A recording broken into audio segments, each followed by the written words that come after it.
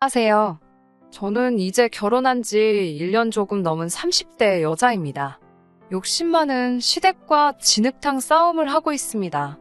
제가 어렸을 때 어머니가 암으로 일찍 돌아가셨습니다. 자궁암이었는데 완치인 줄 알았다가 결국 재발해서 세상을 떠나셨어요. 외가 쪽은 원래 재산이 많았고 당시 외할머니께서는 어머니에게 주려던 건물을 작년봄 저에게 주셨습니다. 아버지는 어머니가 돌아가신 이후에도 재혼하지 않으셨어요. 말씀하시기를 사춘기 딸에게 더 큰 혼란을 주고 싶지 않으셨다고요. 저는 외동딸로 아버지에게 단 한 번도 맡기는커녕 싫은 소리조차 들어본 적 없습니다. 딸 바보인 아버지 덕에 다른 친구들보다 더 예쁨 받고 사랑받으며 자랄 수 있었습니다. 그래서 결혼하기 전까지도 저는 아버지랑 여행도 자주 다니고 늘 가깝게 지냈습니다. 저희 아버지는 부동산업을 하시는데 생활하는 데는 전혀 무리가 없으십니다. 제가 결혼할 때도 넉넉지 못한 시가와 남편의 사정을 고려하여 아버지 소유의 20평대 아파트에서 생활할 수 있게 해주셨습니다. 이 집은 아버지가 혼자 사시는 집에서 걸어서 20분 정도의 거리에 있어요. 시가의 경우 퇴직하신 시아버지와 평생 전업주부만 하던 시모가 연금으로 생활을 하는 상황이었어요. 게다가 아직 시집가지 않은 남편보다 2살 많은 신우도 있었고요. 원래 아예 재산이 없던 집은 아닌데 시부가 친구 보증을 서면서 한순간에 망해버렸다고 남편이 말하더라고요. 그래서 결혼식도 제가 7 정도 부담하고 남편이 3 정도 부담해서 했습니다. 결혼식을 올리기 전까지는 시모도 아가씨도 저에게 정말 잘 해줬기 때문에 이 점에 대해서는 조금도 억울하게 느끼거나 하지 않았네요. 남편과 저는 공무원 시험을 준비하는 학원에서 만났습니다. 하지만 저는 시험을 앞두고 건강이 급격히 나빠져 시험을 포기할 수밖에 없었습니다. 반면에 남편은 한 번의 재수 끝에 7급 공무원이 되었고요. 그 이후로 저는 아버지 부동산업을 이어받을 것 같아서 아버지 밑에서 일을 배우고 있습니다. 또한 저는 제 건물에서 나오는 월세가 있기 때문에 굳이 직장 생활을 하지 않아도 생활이 가능하거든요. 지금 생각해보면 건물을 받기 전만 해도 오히려 남편과 다투는 일이 거의 없었습니다. 그런데 건물을 받고 나서부터 남편과 제 관계가 묘하게 어긋나기 시작했던 것 같아요. 일단 사건의 발단은 건물에서 나오는 월세를 왜 제가 관리하냐는 시모의 불만 때문이었습니다. 제 건물임에도 불구하고 시모는 계속해서 부부재산은 공동재산인데 왜 그걸 저 혼자 관리하냐는 거였죠. 제가 이건 공동재산이 아니고 제가 상속받은 제 재산이라고 몇 번을 정중히 말씀드려도 소용이 없으시더라고요. 참고로 건물에서 받는 월세는 한 달에 이것저것 다 빼고 나면 800 정도 됩니다. 게다가 제 건물 1층에 공실이 났다는 걸 알게 된 아가씨가 자기는 옛날부터 카페를 해보는 게 꿈이었다면서 자기한테 세를 달라고 하더라고요. 그런데 일단은 자리를 잡아야 된다고 1년의 시간을 달라더군요. 한마디로 1년은 공짜로 장사를 하고 싶다는 거예요. 보증금이나 월세 같은 거 없이요. 하지만 친정 아버지가 저에게 말씀하시길 사업을 할 때는 절대로 애매하게 돌려서 이야기를 하면 안 된다고 하셨거든요. 그래서 저도 신우에게 딱 잘라 거절했습니다. 건물주와 세입자의 관계로 아가씨와 얽히기 싫다고 말이죠. 사실 아가씨가 어떻게 생활하는지 저도 본 게 있잖아요. 절대로 성실한 사람이 아닙니다. 저희 친정아버지는 늘 저에게 가방이나 지갑 같은 선물을 많이 사주시는 편이었어요. 정작 저는 그런 물건에 크게 관심이 있는 편은 아니었지만 만약에 친정 어머니가 계셨다면 분명히 이런 걸 사주고 싶으셨을 거라면서요. 그리고 결혼 초에 신우는 저희 집에 괜히 이유도 없이 와서는 빌려달라고 떼를 쓰고 가져가서 돌려주지 않는 경우가 몇 번 있었거든요.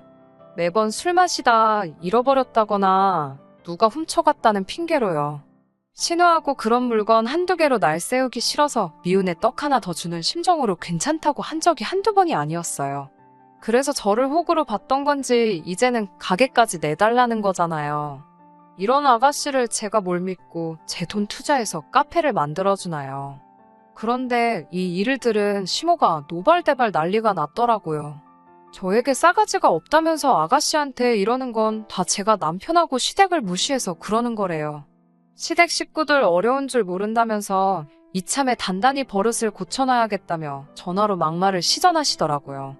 그래도 제가 아무런 반응이 없자 남편이라는 시청까지 찾아가서 남편을 붙들고 하소연을 하셨나 봐요.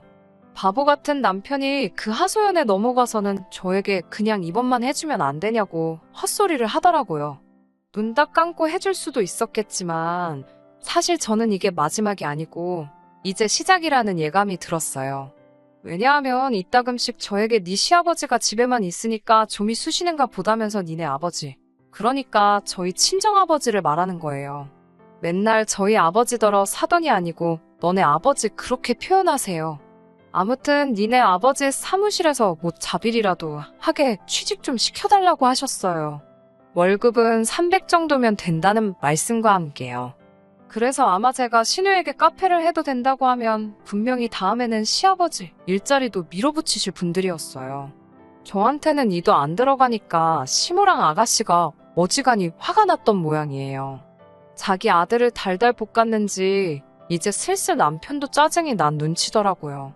급기야 며칠 전에는 술을 잔뜩 마시고 들어와서는 저더러 그까짓 건물 하나 있는 걸로 왜 유세를 부리냐며 어림도 없는 헛소리를 하더라고요. 제가 요즘 카페가 얼마나 많은지 아냐고 장사 우습게 보는 거 아니라고 말했어요. 자꾸 이런 식으로 나오면 시댁 식구들하고 안 보고 살겠다고 했어요. 그러자 남편이 저에게 쌍욕을 하며 시댁으로 가버렸습니다.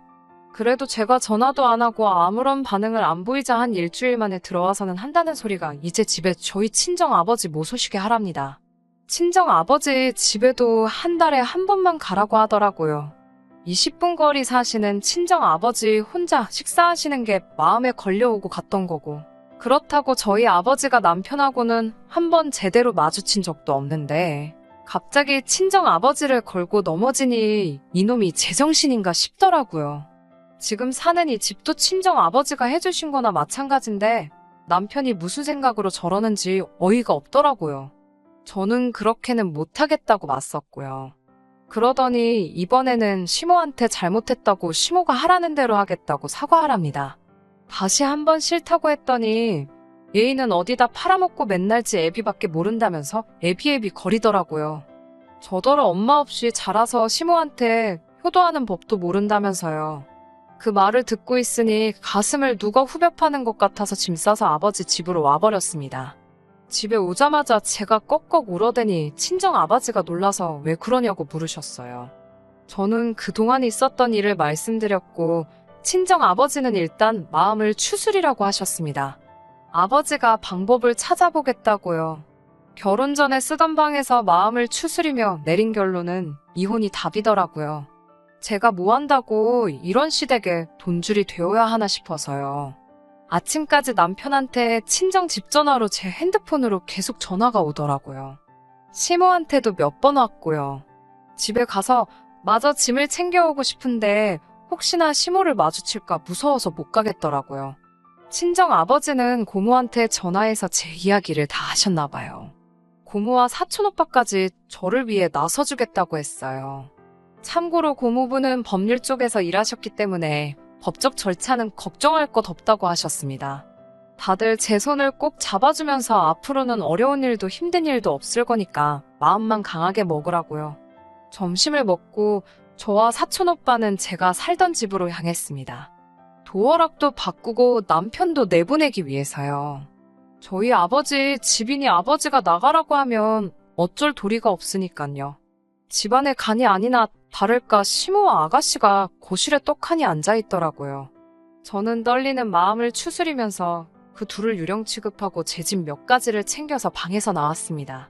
열쇠하는 분을 불러 도어락을 바꾸기 시작하니까 시모랑 아가씨가 난리가 났습니다. 사촌 오빠 옷을 잡아 끌고 저를 때렸습니다. 결국 오빠가 경찰도 부르고 친정 아버지도 오셨습니다. 그러자 그렇게 고함 지르고 난리 치던 시댁 사람들이 눈치만 살살 보고 조용해지더라고요. 친정 아버지가 당장 네 아들 짐 싸서 내 집에서 나가라고 소리를 치시면서 눈에 보이는 남자 물건은 다 현관 밖으로 집어 던지시는데 그런 아버지의 모습은 태어나서 처음 보는 것 같았습니다. 시집 잘못 간 바보 같은 저 때문인 것 같아서 눈물이 나더라고요. 시모와 아가씨는 저더러 독하다 천벌받을 거다라며 악담을 하고 짐을 주워 가더라고요. 저도 더 이상 가만히 있기는 싫어서 아가씨 뒤에 달라들어 잡아뜨렸습니다. 아가씨가 미쳤냐고 저한테 고함을 지르길래 저도 질세라 뺨을 때리면서 거지같이 어디 빌붙을 궁리하지 말고 네 능력으로 인간답게 살라고 했네요. 시모랑 아가씨가 고소한다고 난리치길래 나도 할 거니까 두고 보라고 소리 질렀어요.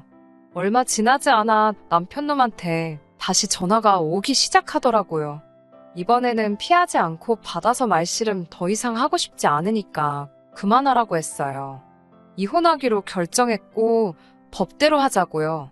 그러자 남편 말이 시모가 주도권을 잡아야 한다고 세게 나가라고 해서 자기가 그런 거라고 잘못했다고 싹싹 빌더라고요. 하지만 제가 더 이상 귀찮게 하지 말라고 했어요. 찾아오지도 말고 그러면 당신한테 불리한 증거만 쌓인다고요. 그러자 이제는 문자로 계속 잘못했다고 한 번만 용서해달라고 사정을 하네요. 지금도 생각하면 다시 손이 덜덜 떨립니다. 정신 차리려고 하루에 세수만 몇십 번은 하는 것 같네요. 법적인 절차를 밟으면서 알게 된 일이지만 시모랑 아가씨는 남편을 통해 알았었는지 저희 아버지에게 어려운 줄도 모르고 몇 번이고 연락을 했었더라고요. 저를 설득시켜서 그 건물에 카페를 열게 해주라고요. 씨알도 안 먹히니 나중에는 저희 아버지에게 사업하신다는 분이 융통성도 없고 답답하시다며 가족끼리 이러는 거 나중에 지옥 가실 거라는 저주스러운 말도 서슴지 않으셨더라고요. 남편이 재산 형성에 기여한 바도 없고 함께 산 세월도 길지 않아서 이혼에 관해선 더 이상 걱정할 일은 없을 거라고 고모부가 다시 알려주셔서 지금은 그래도 마음이 한결 편안합니다. 앞으로도 힘든 일이 많겠지만 잘 버텨보려고 합니다. 친정 아버지는 원하면 해외에 가서 못다한 공부를 더 해도 좋고 아니면 무식하게 시댁처럼 무턱대고 사업한다 하지 말고 계획하고 배워가며 장사 한번 해보라고도 하시네요. 당분간은 이런 힘든 시간은 있고 미래만 바라보며 살아보려고요.